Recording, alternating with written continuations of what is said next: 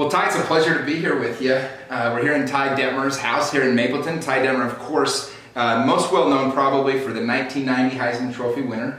And Ty, I remember that day sitting in my house and my whole family sitting around the TV, and my mom actually started crying when they announced that you won the Heisman Trophy award. And we'll jump into that a little bit. But something that's super intriguing about you, we actually met hunting. Well, we'd met before, but we kind of got to know each other a little bit hunting pheasants. And you're a hunter, you're a football guy, yet your 4 children are all daughters. So what's that like raising daughters, and do you have different things you connect with them, or are they into the football hunting thing with you? Yeah, you know, I mean, I don't know how raising a son is. With 4 girls, they've always been outdoors type. They're active. They grew up playing some sports, and then kind of most of them migrated to cheerleading, and one played soccer at Dixie State, so she was kind of our athlete, but she was our non-hunter too. So the other 3 liked to hunt and turned cheerleader, and then Aubrey was our second child. She went and played soccer. So they're great. I mean, I don't know any other way than, you know, to get them outdoors and get them dirty a little bit, but then they clean up really nice. I love it. Did any of them ever want to play football? My second daughter did. She wanted to, and I was like, let's stick with soccer. You know, it's going to get to a point where you're going to play, and then it's going to be a problem for you. You know, so but she was pretty athletic and aggressive and a little tougher built, you know, so she wanted to play. No, I love that. And so is it easier to manage 4 daughters, or is it easier to manage 85 college boys football players? 85 college football players. They don't have the drama as much, you know, and you can kind of yell at them when they don't go out and close the door to their room. I love it. I love it. Well, and speaking of hunting, you're a huge hunter. You have your own ranch in Texas, the T14 Ranch. Is that correct? Okay. And why did you decide after you were done with your playing days to go back to Texas and buy a ranch? How did you come up with that decision? Yeah, actually, I bought it in 2000, and while I was with the Cleveland Browns, and so it was something that, growing up in Texas, everything's private land, and out here in Utah, there's a lot of public land, so you could just kind of go. But there, you always had to either lease a property or get an invite from somebody that owned it. And so growing up, I always wanted to have my own place that I could go and do my own thing, and had the opportunity to do that in 2000. And so just been managing it, and then you start realizing this is a pretty expensive hobby, and started selling a few hunts, you know, just to help pay the expenses, and then our family could still enjoy it as well. I love it. So what's your favorite, I mean, I think you've even hunted bears, you've hunted about everything, right? Is there something in particular what's your favorite thing to hunt? I guess white-tailed deer, that's what I grew up with, but really anything. I mean, I just love being out, and each hunt's a different challenge, a different type of scenery, you know, from hunting in the Midwest is way different than South Texas. Utah with the mountains you can see forever, and you're out hiking around, and so each one's different, and I just enjoy being out and experiencing the different types of the country and the types of hunts. Yeah, when we were hunting pheasants, I didn't tell you this, but I just would always shoot whenever you were shooting. I don't think I ever actually hit one. I'm not the best shot. So I bought a bunch of guns a few years ago. I am a fan of the right to bear arms and all that, and it's just not a hobby of mine either. I just kind of like, you know, the movie Tremors when he has all the guns on as well. I think I just wanted to have that as a kid, but it was funny because I realized I'm just not that good of a shot, so we'll have to go again. It just takes more practice. Yeah, I think I need to put more effort into it. That's it. Fair enough. Well, when you were growing up in Texas, you were the Texas High School Player of the Year. You were not LDS, but you chose to come to BYU. What was your decision? Why did you decide to come to BYU instead of one of the Texas schools? Yeah, back then, you know, not a lot of college teams were throwing the ball much, and we threw it around in high school pretty good, and want to continue that. And obviously BYU won the national championship in '84, and that was my sophomore year, and so that kind of opened my eyes to a team out there doing something a little different, and then had a pretty good year my junior year, and started thinking, okay, I might be able to play D1 football, and started, you know, kind of doing a little more research on all the schools, and found out about the quarterback tradition here, Coach Edwards, and knew that, you know, it was the type of program I wanted to be a part of. That the stability was going to be there with Coach Edwards, probably not going anywhere, and the assistant coaches were there for a long time, and I knew that, you know, that consistency would be there, and then to have a chance to be able to throw the ball and do what I love, and then, you know, you had the mountains and public land. Yeah, we didn't know we had such an advantage being out here in Utah with the mountains to get you to sign out. I know, it was like the perfect spot for me, though. I mean, with everything involved, even the honor code and all those things were intriguing to me, because I wasn't a partier in high school, and that wasn't something I was interested in, and so it was kind of a place I could go and didn't have to worry about, you know, joining a frat or being a part of something like that either. Oh, I love it. Well, and what was Lavelle like as a recruiter? Was he the one that personally recruited you? And tell us a little bit about that experience. So I kind of recruited myself a little bit. Claude Bassett was recruiting Texas, the linebackers coach, and it kind of timed out where he was coming to Texas, and I was contacting BYU, and so it all just really, meshed.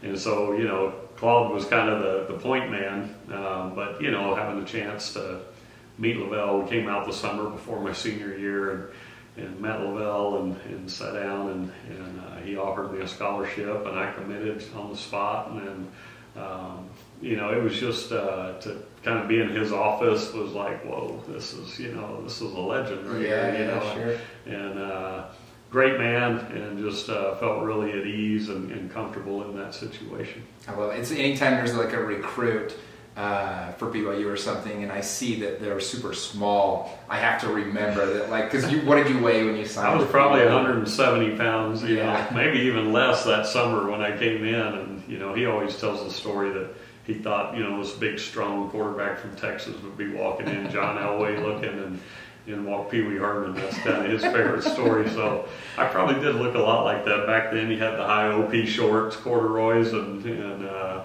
long socks, so I looked probably even worse. I love it. It's like the picture of Tom Brady at his draft day or the combine. I don't know if you've seen that. Right. He just totally has his shirt tucked into his short shorts. You know, it's kind of funny. So obviously you had the chance to be taught and coached by Lavelle Edwards, one of the all-time great coaches in college football. Give us an example of a story or something that just shows just how great of a coach Lavelle was. Well, you know, everybody saw the frown on the sideline, but you know, to me, just the way he carried himself, his demeanor allowed players to play relaxed. You know, there wasn't yelling and screaming from him. You know, he was involved in the game plan, I'm sure, and involved in the game. Made the tough calls, fourth down to go for it or go for two or whatever those might have been. But he just kind of kept everybody at ease and allowed you to play. And but then there was that fiery side to him. I remember the Air Force game when the officials were kind of letting the quarterback, I believe it was D. Dallas, back then you could back away if it was too loud, and they started calling penalties on our crowd. And BYU's crowd wasn't always known for being overly loud, and at halftime I remember Lavelle sprinted and grabbed the official by the shoulder and spun him around and, you know, kind of chewed him out, and then sprinted to the locker room. It was like, whoa, Lavelle's hot, because you never saw that, and that was like the first time I'd seen him really, you know, fired up and intense. But that was him, you know, is that quiet, competitive, and that fire was burning. Picked his moments when he really wanted to emphasize. And I always say it's like you don't really adjust as well to somebody that's always upset or always yelling, but when somebody keeps their composure 98% of the time and then they start yelling, you know something bad has happened, or you know it's time to like shape up, right? That's right. You know, my coaching style is a little bit that way, where you just want to teach and you want the players to play, and then every now and then you got to kind of let them know you're serious about it, you know. So I learned a lot from my dad's the same type of And your dad's a famous coach in Texas. Yeah, he's coached for over 50 years now, and you know, it's the same. So for me, playing for my dad and then having Lavelle was the same person. I mean, just calm, but want to win, competitive, but taught the game and not just a drill sergeant out there. No, I love it. Well, one of the things I think that makes you a legend at BYU is you had a lot of success against Utah. 3-0 as a starter against Utah, is that correct? Right. But what was in your entire playing days at BYU, what was your favorite game you ever played in? Probably the Miami game. I mean, they were ranked #1. That's the one that kind of gets the most notoriety. But, you know, just the atmosphere that night was what college football is all about. And we tied San Diego State my senior year, 52-50. Well, I was going to tell you, that was actually my favorite game of yours as a kid. That was my favorite because it was such a, it was just a Wild West slinging. I mean, our defense was so bad that game. You know, they couldn't stop anybody, but you just kept coming back and scoring as well. And so I remember they were throwing 80-yard bombs. It felt like every play, and you guys would come back. And our defense got stops at the end of the game when we needed them. And, but if we, had we lost that game, we wouldn't have been going to the Holiday Bowl. We would have finished second in the WAC. And we needed that game and then beat Utah the next week to win the WAC. And so that was a big game for us. It kind of got us on top, and we ended up winning the WAC that year. Yeah, I love it. Well, you kind of had an interesting go that senior year because you guys started 10-1, had the opportunity, like you said, to beat Miami. I think it was the second game of the year. And then you kind of railed off a really good streak of wins, but then you kind of hit some adversity towards the end of the year. Right. You had the Hawaii game and then the Texas A&M game. I think you separated both shoulders, right? I did. Walk us through that a little bit. What was that like? Because you tried playing through the first separated shoulder. Right. I mean, how bad was that game? And was that your worst game at BYU as far as like just the whole thing collapsing in? Yeah, pretty much. I mean, the Hawaii game was bad. The week before, a few weeks before our last game of the season, but I just won the Heisman that day, and I think our team was a little distracted, and so then you got A&M, and you knew they were a tough team. They had a really good defense, the Wrecking Crew is what they called themselves, and it just kind of unraveled. I separated my left shoulder, went in, took an injection, got it numbed up, went back, third quarter, did the right one. It was like, all right, I'm done. And they got all over us. They were ready to go, and we weren't, and it was just kind of one of those games. Yeah, no, I totally imagine. So, well, backing up a little bit, the Heisman, I want to walk through that day a little bit. You're out in Hawaii. I remember watching it, like I said, on the TV. My whole family, there was like 30 of us in the room. It's just a really cool moment for any BYU fan. I think that's one of those moments that'll live in your memory forever. And I think I was probably 9 years old at the time or something. It was, I was, but it was a very vivid memory for me. But walk us through a little bit in those moments. Did you feel like you were going to win? Did you have any inclination either way? And then kind of tell us about that day. Yeah, I still tell people I think the Heisman is the best kept secret, between that and having a baby and not knowing what you're having, because you just never know. And as a player, you don't really want to let yourself think that you're going to win it, but I remember being in Hawaii. I think we went out on a Thursday, and Friday morning the USA Today weekend edition came out, and it had like a poll of who they thought was going to win, and I was first on the list, and that was really the first time I kind of let myself think that this might actually happen, and because Rocket Ismail's Notre Dame, high profile, running kickoffs back, and all those things, and a really good player, and so you just, you never knew until they actually read your name, and it was kind of a unique situation because most time guys are in New York and they're there by themselves with their coach and their family, and I got to have my teammates around me and coaches, and we were all out in the lobby there. I've never thought about how unique that is. I think that's the only time that the player has been with his whole team, right? Yeah, I think so. And so that was really neat to have everybody, because they all had a piece of it. I mean, you can't do it by yourself for sure. And then I was the only one with the headset. There was no sound on the TV. And so I kind of had to, we got it and let everybody know, and then they went crazy. But that was, experience you'll never forget, just the excitement, and again, having your teammates around you. Well, it's a pretty cool frat that you get to be a part of now, right? Every year they invite you back. You also get to go, you won the Davey O'Brien Award twice for the top, is it the top quarterback or top college football player? Quarterback, okay. Top quarterback in the nation, you won twice. And so you get all these cool opportunities to be around all these great athletes, these young Heisman winners. How many times have you gone back to be part of the winner's circle, the Heisman circle there? Yeah, I've gone back probably 10 or 12 times. When I was playing, you couldn't go because it was during the season. And then since then, 2005 was my last season with the Falcons. So since then, we've probably been back, 8 or 10 times, I guess. And I enjoy it. You get to go rub shoulders with guys you grew up watching play. I remember the first time back there when I received the award, you know, you got Tony Dorsett and Roger Staubach, and I was a huge Cowboy fan growing up in Texas, and I'm just walking in like, I'm sure my eyes were big and kind of starstruck, you know, with all the guys in there, and it's been really neat to get to know those guys on a personal level, and you know, have conversations and play golf tournaments and do all the different things you get to do. And yeah, that's what, it's got to be one of the most exclusive frats in the entire world. You know, I mean, once you're a Heisman Trophy winner, you know, forever and ever you get to carry that with you. You do, and that kind of becomes part of your name, which fine with me. I mean, it's there's worse things to be known as. There are. I've been called a lot worse. Well, I want to touch on this a little bit. That was your junior year. You actually won the Heisman. So going into your senior year, you had a lot of pressure, and you guys had a brutal schedule to start the season out.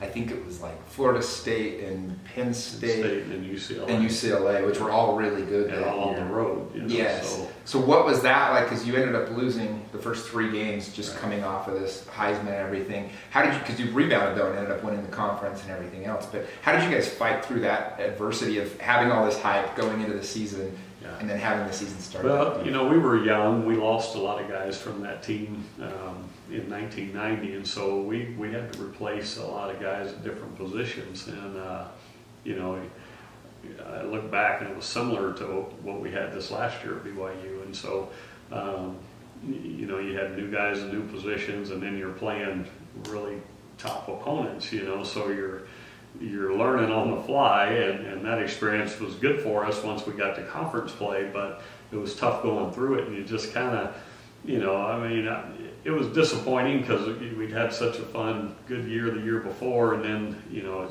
you're struggling, but you just got to, you know, put your head down and keep working, go to work, and you can't sit there and pout and, you know, throw a fit about it, because it's not going to help you later. Sure. Well, and I think when I saw the schedule come out this last year, just touch on this real quick, it reminded me of that season. I remembered that was that brutal 0-3 start, because the schedule this year, and you were obviously a coach, not a player this year, but the first 4 games, BYU was an underdog, and people want to forget that. We weren't supposed to beat LSU. We weren't supposed to beat Utah even, right?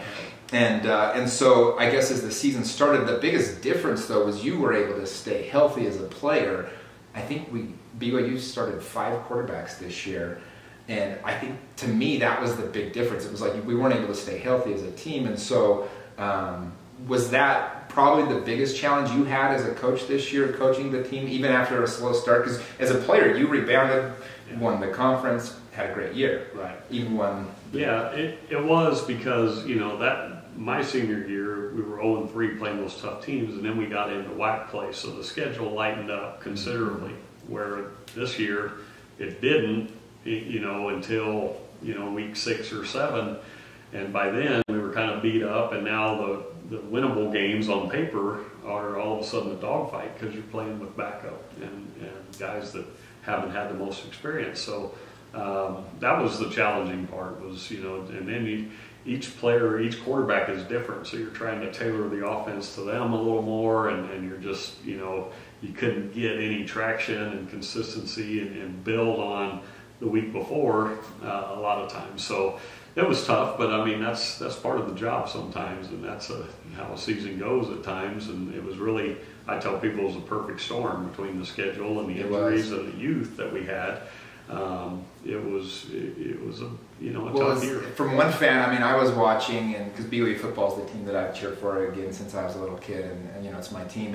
But I saw the schedule, and then I kind of saw what was going on, and we lost that leadership void the year before. The 3-4 best leaders on the team were gone, and I kind of saw it coming a little bit, like, oh, we could have some serious problems here if somebody doesn't come out of nowhere to really step up, and it just didn't happen. But well, I wanted to touch on that because there was some parallels I drew, but it was pretty cool to watch your guys' senior year, how you came back, and you know, again, you ended up, I think your junior and senior year, you dropped 70 and 42 on Utah or something. I looked it up this morning just to get the numbers right. But so I guess after you were done playing, you got drafted in the 9th round, which is funny. They don't even have a 9th round now. Right. But you were always undersized for an NFL guy or whatever else. But you ended up playing in the league for 14 years. I think I looked up, you started 25 games, and led the Eagles one year to the playoffs, had actually an amazing NFL career, but you played for 6 different teams. Right. And tell us about your rookie year. You get drafted by the Packers. You go in and you're backing up to Brett Favre. What was your relationship with Brett? Give us a story to explain how that relationship was. It was good. You know, the first year Don Mikowski was there, and he started the season as the starter, and Brett was the backup, and I was fortunate to kind of make the team as a 9th round pick. So, you know, we spent a lot of time together, Brett and I, and he's just a character. You know, he's kind of one of those guys that guys like to be around. You know, there's always something going on, or a prank we're playing on somebody and cutting up, and so, you know, we had a lot of fun. We went hunting together a few times. Because you're both kind of that outdoorsy type, right? I bet you two got along. I thought he was more than he was. You know, growing up in Mississippi, you'd think he was like really know it, and he shows up in blue sweatpants and tennis shoes, and we're like, what are you doing? You're not nearly as country as you're making yourself out. He's grown a lot that way. I mean, he really enjoys the outdoors now, but we just, you know, we kind of hit it off, and I don't think, you know, I was in a position where I was a threat to him or anything like that early on, and just tried to, my role kind of in the NFL was always kind of help behind the scenes and coach people up, and there's the story about him not understanding what nickel meant, and me letting him know that it's just 5 defensive backs instead of 4. And he's kind of like, who cares? I mean, it's the same position, right? Yeah, it's just a linebacker, but he's a DB. Well, who cares? And, you know, things like that. So, that's great. Yeah. So, you know, just a lot of those kind of stories, and, you know, some more you can't tell on air, but, you know, he was great to play with, great teammate, and the guys loved playing for him. What's an NFL locker room like? Without giving names, is there a story you can share to give people some insight into what that atmosphere is? It's I tell people it's the greatest melting pot in the world, because people come from all over the country, and you're thrown together, and different walks of life, race, religion, everything, and you're thrown in there, and it's really neat how it all kind of comes together, and guys respect each other and what they're doing, and you know, but then you've got the characters on the team that kind of keep it loose, and you know, cutting up, and you know, Brett and I used to wait till a guy would go in the bathroom stall and sit down, and then we'd get a bucket and fill it from the cold tub and toss it over the top, you know, and then we had to find other places to go to the bathroom, because it's like, if we got caught in there, it was going to be ugly, you know. So those kind of things, you know, you remember, and those are the things you miss, being a part of the locker room, being part of the team, and one of the guys, you know. Yeah, I can only imagine. Was it hard after you quit playing, because to be that was your life for so long, right? 25 years between high school, college, and pro. How hard of a transition was it to then move on from football? Yeah, you know, for me, I kind of ran its course. You know, I was 38 years old, and it was time. You know, the game had gotten faster. You know, I've got slower. But the game was faster too, and by then you kind of knew, okay, this is probably going to be my last season, and so I kind of planned for it. I think it's harder for guys when they get cut and thinking they're in their prime, and they're still able to play physically. That's a hard thing for guys, because it's not really, it hasn't run its course, not out of your system yet. For me, it was different, and I knew I wanted to, you know, enjoy time at the ranch, have holidays again with my family, and you know, there were most years we practiced on Thanksgiving, we even practiced on Christmas. So it's true, because there's a lot of parts of life you don't necessarily experience when you're actually a player. Yeah. It's kind of with it's such a smaller level, but I was playing summer ball for UVU, Utah Valley University. I was going to play baseball, and I got all in shape, you know, and I came home from my LDS mission, and I was running wind sprints in my backyard. I was hitting baseballs. I was paying anybody that could throw a fastball to pitch to me, and I got in shape, and I was playing on the summer team, and it was funny because my whole life had been baseball. Always, that's all I cared about. And I was sitting there one day, and on the summer game we were playing Utah, I think, and I just didn't want to be there. Yeah. It had run its course. It ran it early for me, right? I wasn't any good, so it's easier to run the course. I was going to be the backup second baseman. It was the year that UVU went from a 2-year to a 4-year school. Okay. So I was going to ride the pine for 3 years probably by the time I got to play. And so I just realized But it was so fun, and people were like, well, man, you spent a lot of effort to get back in shape. Did you regret that? I said, no, because it ran its course. Right. I was able to walk away, and I never once wondered if I should have kept playing, if I should have given it a shot. So on a different level, much smaller level, I can totally understand when you kind of just know you're done, right? Yep. Yeah. It's, you know, like I said, for me, I kind of knew. I mean, I was really at the end of my career, I was like, if I could get one more year, it'd be great. I said that for about 3 years, you know, so. Well, you got to stick around a lot, though, because of your intelligence for the game. You were almost another coach on the staff / if we need an emergency quarterback. Is that accurate to say? Yeah, a lot of the teams drafted a young guy, and then I would kind of be there. And, yeah, you were kind of to help Tim Couch, right? That's one of the reasons Couch, Joey Harrington in Detroit, and then, you know, even when I went to Atlanta, Michael Vick, and they drafted Matt Schaub, and so Matt and I talked a lot because, you know, they're coaching Mike with the OC and the QB coach, so you're kind of behind the scenes, and I think they also felt like they could trust me to put me in a game that I would know what to do and wouldn't, you know. Wouldn't lose the game for the team. Generally. Well, you also had the opportunity to play, I think, only 1 or 2 years with Steve Young. Right. What did you learn from Steve? You actually played a lot that year, too, because Steve got hurt, I think, and you played several. I got several. to start, you know, one game and then playing a couple others. Yeah. What did you learn from Steve as a teammate, and were you guys friends on the team? Yeah, so it was kind of neat to see, because I'd spent 4 years with Brett and had seen his progression, and he was a totally different type of guy than Steve, you know. I mean, Brett just kind of would wing it, and he didn't always know what formation went with what play, and you know, but he would make plays. His way worked for him, you know, kind of ignorance is bliss a little bit. And then I go with Steve, and it's like he knew every formation, every responsibility that each player had on the play, and he just was real cerebral, perfectionist in practice. And I kind of learned that from him, that, you know, you gotta do it the right way in practice and run the team, and he did that. And so it was neat to see, like, one way works for Brett and then another way works for Steve. Everybody's going to be different and have their own way of doing things. Well, that is cool to see, and it's fun to see how, like, Brett had that reputation as just the gunslinger, and Steve had the reputation as, like, this guy's going to law school in the off season, you know, and so it kind of shows their two personalities. Yeah, for sure. And like I said, they were both different, way different people, and but they were both very successful, and they're both Hall of Famers and won Super Bowls, and so, you know, it just goes to show you that, you know, there isn't one way to get a job done. You know, there's multiple ways. That's a good lesson from that. Well, so one question that I get asked a lot, or that I like to ask NFL players, MLB players, things like that, is who was the toughest opponent you ever played against?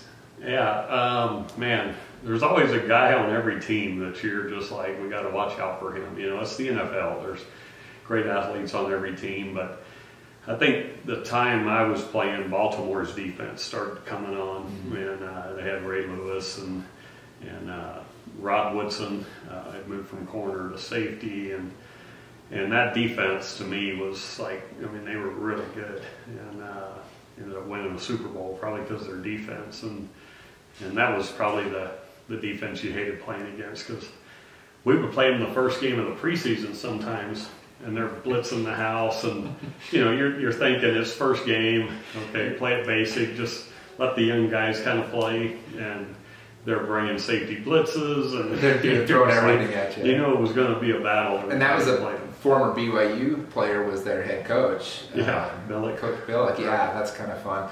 Yeah, that was a ferocious team. So that was I mean, you hear people talk about playing against Ray Lewis all the time. He was probably then for you maybe that nemesis guy. I mean, yeah, like you said, every team has one, but you had to know where he was. And then you had Tampa Bay too. They had a really good front.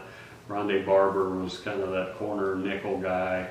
Their backers were really good, and they had John Lynch that kind of made a lot of the checks for them. So, you know, those two defenses were probably top in the league at that time. What's the gap between a starter in the NFL and a superstar in the NFL?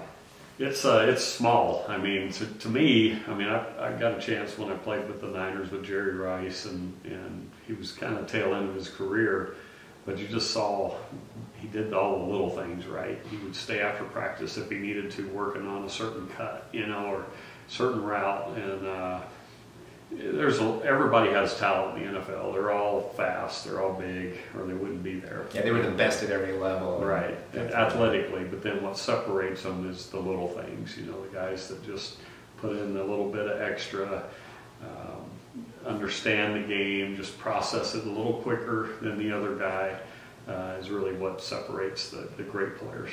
I love that. Do you have a favorite moment from the NFL? Well, we'll touch first, actually.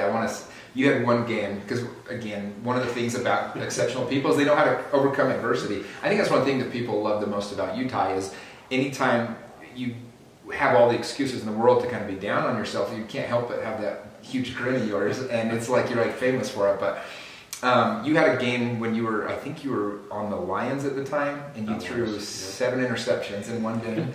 And take us through after that game. How did you rebound and come back from such a performance? That was tough because, honestly, I'd gotten traded from Cleveland to Detroit like 3 weeks before. And we played our first game. I was backing up Charlie Batch against Green Bay Packers. And we lost. And I didn't think he played terrible. You know, I mean, we lost the game, but I didn't think he had a bad game. And I come in on Monday, and they tell me I'm going to be the starter. And I'd only been there a week, you know. So at that point, I was like, "Are you sure?" Because I wasn't going to turn it down, but I've been around enough teams that I wanted the players to respect the fact that I earned the spot. And again, I didn't think Charlie played that bad to be pulled, and so it was a weird feeling because I was happy and excited I was going to get to play, but I didn't feel like I deserved it at that point yet. You know, that they were rushing into this, and so then 9/11 hit on Tuesday that week, and they canceled. We were supposed to play a home game against Dallas, who wasn't very good at that time, and thought, okay, well, we'll get a home game against Dallas. They're not great, and then, you know, get my feet under me a little bit because I'd been in a different offense. I'd run this one my whole career, but it's different when you're not practicing it. And so then the next week we go to Cleveland, where I just come from, and it was a weird feeling pregame. I mean, the jitters were there, and you know, didn't have a terrible first half. Threw a Hail Mary for a pick. I think I threw 2 interceptions the first half, and one was a Hail Mary. So then the second half, you're playing, and I got where I was forcing it down the field, you know, and we were in a lot of 3rd and longs, and I was trying to get first downs, and everything I threw turned into an interception. I threw a very catchable ball. And then it got late in the game, and we're down 10, and you got to kind of start trying, and they weren't going to pull me because they pulled Charlie, you know, the week before, and it's like, well, we're not going to put Charlie back in. We'll just, and you know, I remember having that conversation on the sideline, like with Marty Morning when he was our head coach, like, well, do you want to come out? I'm like, no, I want to finish. I want to keep playing, and so I just kept throwing it, and they kept catching it, and so in the game, I mean, it was embarrassing, you know, like you look at it, you're like, 7 picks, man, that's embarrassing, you know, that was terrible, but then, you know, you go to practice the next week, and you got to go back to work, and I got a chance to start that game, and I think I was like 15-17 in the first half, but I threw an interception.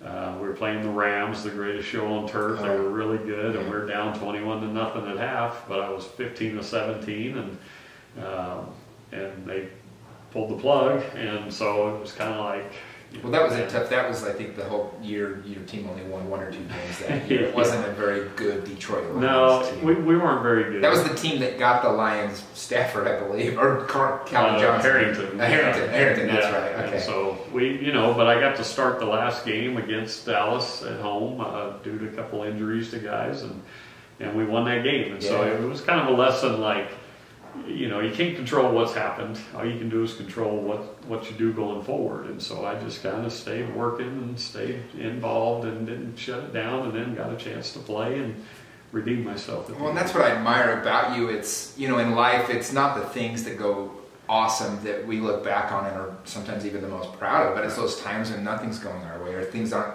necessarily panning out the way we would hope, right? And to be able to work through that like you did and stick with that, I just think that is that characteristic that makes you so likable and has made you really who you are. Yeah. And so it makes you tough because, you know, you got all the media and you got to listen to that and you got to, you know, you got to go look your teammates in the face the next day and just, you know, saddle up again. And, yeah, I guess nowadays with the media and social media, there's so much immediate like feedback too. You can only imagine, you know. I would never be on social media if I was an athlete. Yeah. In this day and age, I mean, but you can do the best thing in the world. There's going to be haters. There are. Right? I think I saw a video on YouTube. It was like the kid with that has.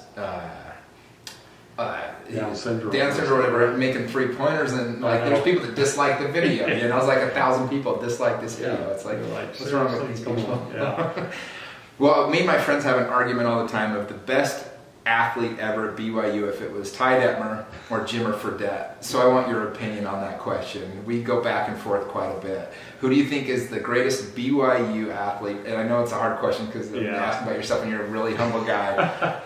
No, it's always hard to compare. I mean, because you look at, like, you know, when Gifford Nielsen was coming up, he was like the greatest thing in Provo, born and raised in Provo, and then, you know, All-American at BYU, and then, you know, same to Mark Wilson, and then Jim McMahon of all people. You know, it's like, how can that guy not be the greatest player from BYU? And Bosco wins the national championship. Steve Young, you know, goes on and one of the best quarterbacks in the league, and so it's always hard to compare. You got Danny Ainge taking the team deep into the tournament, and his layup against Notre Dame. It's like, man, that's one of the greatest plays ever at BYU. You know, so you can't really compare it, and times are different. Did you get asked that a lot during those when Jimmer was going crazy? It was a very similar media hype, right, to your Heisman year. It was very similar to what you experienced. And people ask that, like, oh, was it like that for you when you won the Heisman? And I'm like, well, we didn't have social media, so it wasn't near as crazy, I'm sure, you know, as it was for Jimmer. But I remember people. We lived out in Orem, and our whole front room was just full of memorabilia. Like, people were just dropping off to have me sign around Christmas time, you know, and they would come and knock on the door like, I left the football here, and we'd be like, well, go ahead, pick it out. You know, we don't know whose was whose, and people were just coming and getting their stuff, and it was kind of crazy there for a little bit, but I can't imagine it would have been anything like Jimmer with social media. No, that's a great story. I love that. I love that. Well, after you were done in the NFL, I want to touch on this because you got involved with a business that turned out to be a Ponzi scheme. And I want to preface that with, so when I was in 2007, a friend of mine came to me and he had a business opportunity, and I ended up putting, and at the time, you got to keep in mind, I only had about $75,000 to my name, and I put $50,000 into this company that was supposed to be buying real estate, and that was paying me 4% a month on my money, and it was greed, right, that I had personally, but it was like I kind of was naive to what was going on. I just trusted people. The person that came to me was somebody I trust a lot, and the person that he was relying on, which was really where the fraud was happening, he trusted a lot. Sure. And I ended up losing the $50,000. I'll never forget, my friend called me and he said, are you sitting down? And I said, what's up? And he said, it was a scheme. You know, we lost all of our money, and it was this thing called a Ponzi scheme. And I just said, okay, well, thanks for letting me know. And he's like, no, I don't think you understand. The money's gone. And I'm like, yeah, I get it. Like, I kind of figured, you know, it was paying us a lot of money. It only paid me out for like 2 months too. I was kind of late in the game. But I learned so much from that lesson.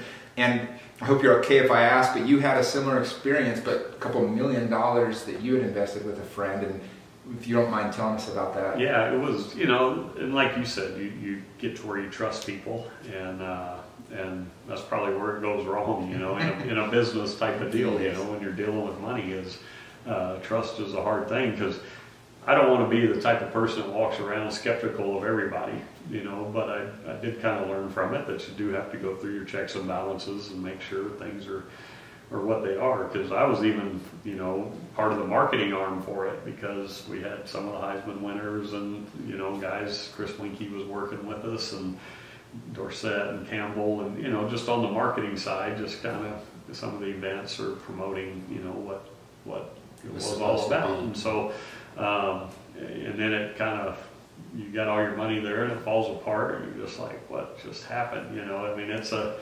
What was the feeling that day when you found out that you'd lost? Did you lose all your money in it? Yeah. What was your feeling that day? It was hard because for me, more so than anything, I was more concerned. I knew the money was gone, probably like you, was like, okay, it's gone. You know, what are you going to do? You can't go get it back.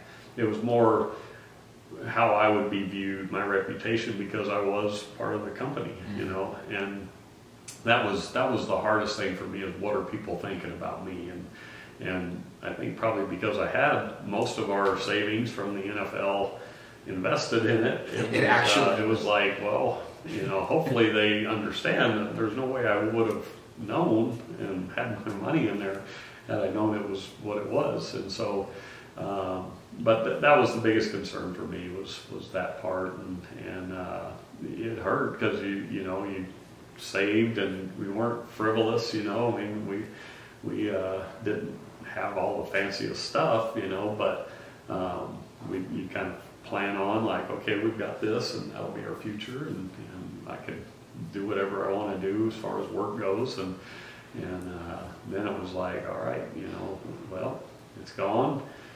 What do we do now? You know, we go on. We're young. You know, I'll get a job, do whatever I have to do, and like you said earlier, it's not what happens in that moment. It's what you do going forward, and how you go about that going forward. Well, I think if people didn't have money in the markets during that time, this was 07, 08, 09 time frame, it's hard to truly understand what was going on, because money was everywhere. It was coming from everywhere. I remember going to meetings and people, you know, I remember one time I went to a meeting and this guy got up and stood up and he said, hey, I work at Chase Bank, and with no questions asked, we don't even need any documentation. We'll give anybody a $50,000 line of credit. Yeah. And the money was that easy to come by. And so you had all this money coming in and going out, and it was just a weird time. I know for me, I was super young and naive. Like you said, I would rather go through my life getting burned every now and then than go through life thinking everybody's trying to screw me, right? Me too, and you know, you still...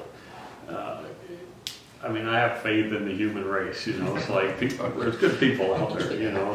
There are, and it's that one bad egg that spoils the group, you know, sometimes. And again, I don't want to be that cynical person out there just negative and always looking for the negative in things. And so, you know, you go back to work and try to take. Well, I know when I lost, for me, it was a good lesson. I haven't had a bad investment necessarily since about that time.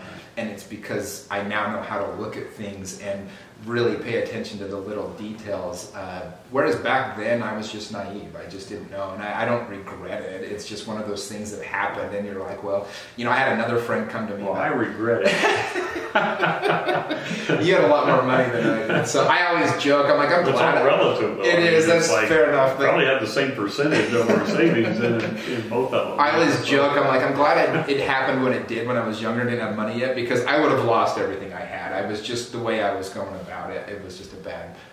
So what lesson do you pull from that? I mean, because you met the guy in your ward, right? In your LDS church ward, and that's why you had so much trust in him. What advice or what have you learned from that you can help people listening to in any business adventure of what to look for when somebody approaches them? It's so hard in that world, because most of us aren't educated in investments, and I mean, people can create documents that look like they're official and they're from the company, and you think, okay, these things are legitimate, and people, to me, go way out of their way and work a lot harder to do things the wrong way than to just do it the right way.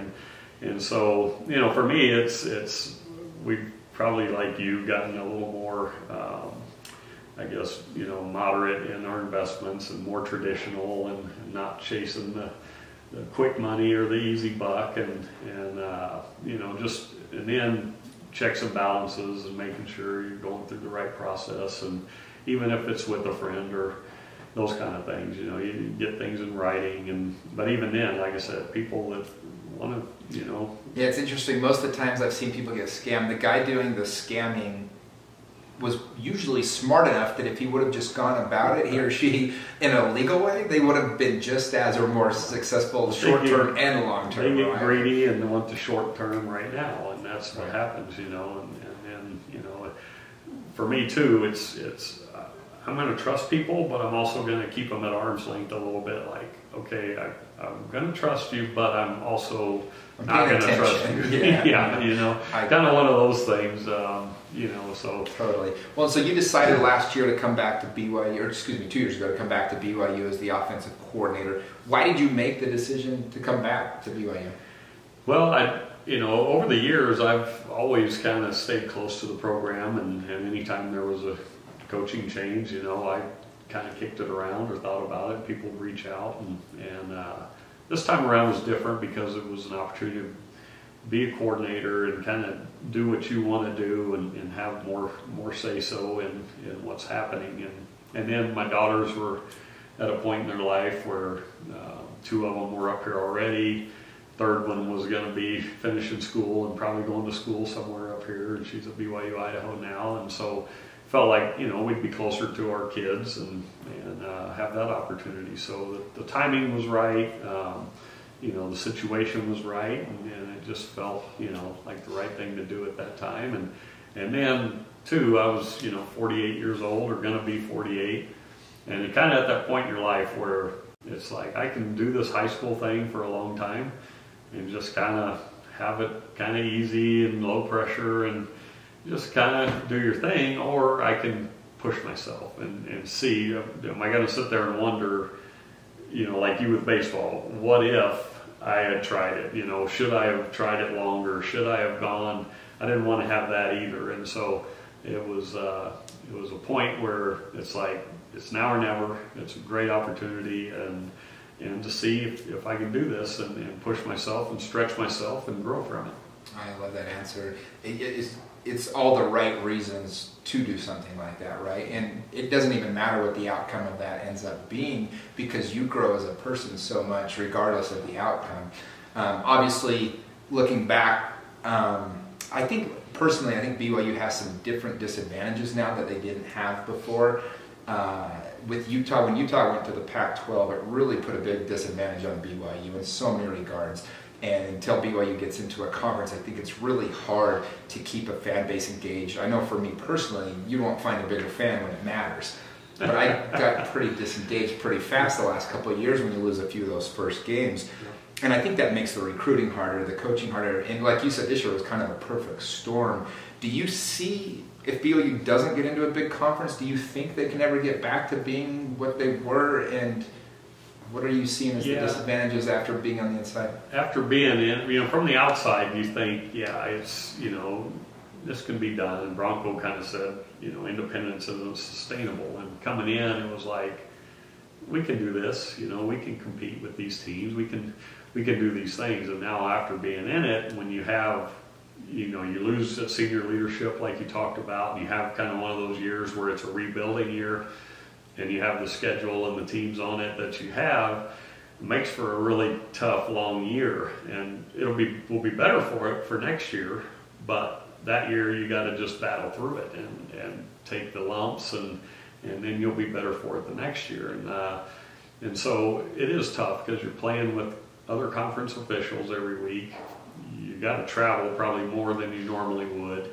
And you don't have that consistency in the opponents that you get to know every year, and you get to know that coaching staff and things they like to do, and so it is a tough combination. You know, it's great sometimes for the fans because you are playing you know, the LSU's or the Ohio State, USC. You're able to schedule some of those, but you know, when I was playing, we scheduled some of those, but then you had your conference schedule that you felt pretty sure you were going to do well in and win 9 or 10 games a year. And now it's like you got to be on your A game. My first year, we were 9-4, lost those 4 games by a total 8 points, but we had the type of team that we could do it with senior leadership and some players that had been around for a while.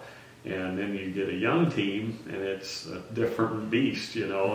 And so there's years where you're going to have to take those lumps at times, and you're hoping that recruiting part of it is a challenge in itself, with the honor code, and the academic requirements are higher than they were when I was here, for sure.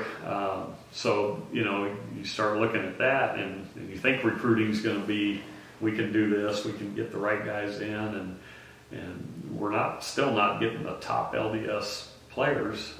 They can go anywhere now, and coaches don't mind if they go on missions, and so you're battling that, and it's just it's a unique dynamic that you got to work. I mean, it can be done, but it's an uphill battle, for sure.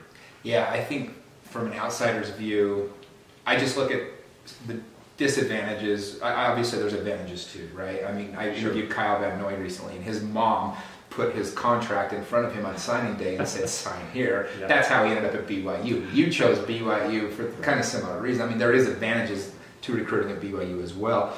I think the honor code is an interesting thing that you brought up, especially in 2018. There's cell phones everywhere. There's a lot of different temptations that are easier to access, I guess you could say. Do you feel like there needs to be any kind of changes to the honor code to make it more of an honor system as opposed to like a you get in trouble for getting caught system? I think Jackson Emery posted a question on Twitter the other day, and he asked that very question, and I gotta think that, for me personally, I think that like if it is an honor code, it should come more from within, and that repentance comes from within. And so that's, to me, keep obviously the aspect of like no cheating, no honor in the system of like the school, but like that moral side, I just think it should be more of an on your honor type of thing.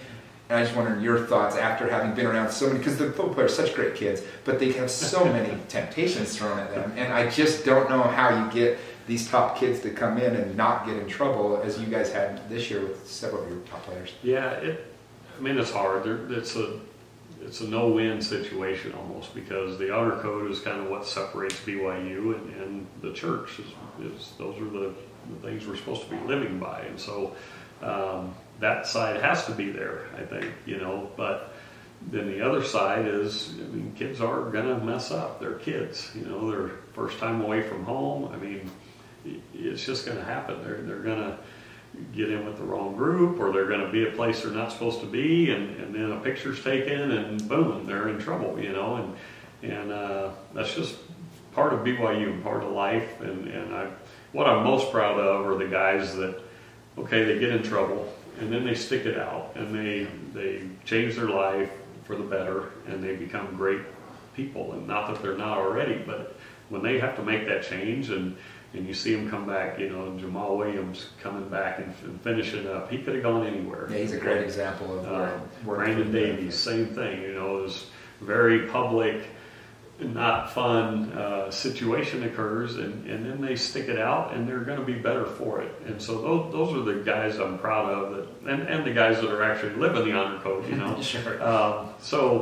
But it is a hard thing when, your whole life you're taught to repent and go to talk to your bishop, and then, if you go do that with honor code, there's going to be consequences that are going to keep you probably from playing, or maybe even suspended from school. And so it's a hard thing when you're raised to go tell people and repent, but then there's these harsh consequences on top of it. It's a hard balance, and I don't know. That's why I'm not the president of the university, because I don't know how you get around it. That's just... Yeah, I guess it's just one of those dilemmas we have as BYU fans. Right? It is, and it's a catch-22, but yeah. I see these young men that I was able to be around, and how great they are and the great things they're doing, and then they have a slip up, and it's what you do after that slip up, and sometimes you got to take your medicine and grow from it and be better for it. Reno Mahe, he was a great example to be around, because he got kicked out of school, he was in and out, and then back in, and just a great person. He's as good as it comes. Great guy. Yeah, 25 kids now. Exactly. Get the shirt off his back. What a testimony he has, and it's because he probably went through some of those hard times, No, I think those are some great examples you gave. Jamal Williams being the latest one for sure. Well, what's next for you? Obviously, you've got some time to kind of choose and pick what you want to do a little bit. What's next for Ty? Yeah, I think we've kind of come to the conclusion we're probably, my wife's family, she's got 3 brothers and 2 sisters down in the Phoenix area, and I think we've never lived close to them, and my wife and daughters have always moved for me, and anytime I've taken a job or got traded or sent somewhere, we've always just gone. And you know, I think we've decided we're going to go, you know, spend a year around her family, and then probably, you know, look at getting back into the coaching. I enjoy coaching, not sure at what level yet. Kind of take the fall to see, what emotions come along with it. But I really enjoy coaching football. And when you've coached high school, college, and essentially you coached at the pro level, you could say, what's your favorite age group to coach? You know, really the interaction with the high school kids, you know, to see them come in at 14, you know, all pimple faced and braces and everything else, and then to leave at 18, you know, a young man, was fun to see. The college level was a lot of fun because you're getting that 18-year-old and you're seeing them, especially at BYU, that you're getting married or going on missions, you're seeing them mature and grow spiritually, personally, athletically, all those things. So I enjoyed, you know, all of it. And I think NFL is more a little bit managing egos a little more, but you're dealing with a higher level athlete intellect that hopefully you can, you know, share more of your knowledge or some of those things too. So I don't know. I'm right now just kind of leaving it up in the air and see where we're at. That's great. Well, we're all cheering for you. You're a legend. I had your poster on my wall as a 9-year-old child, and only 2 other people in the world can say that. So this has been an honor for me, and truly thank you for everything and just for who you are. Yeah. Thanks, Ty. All right.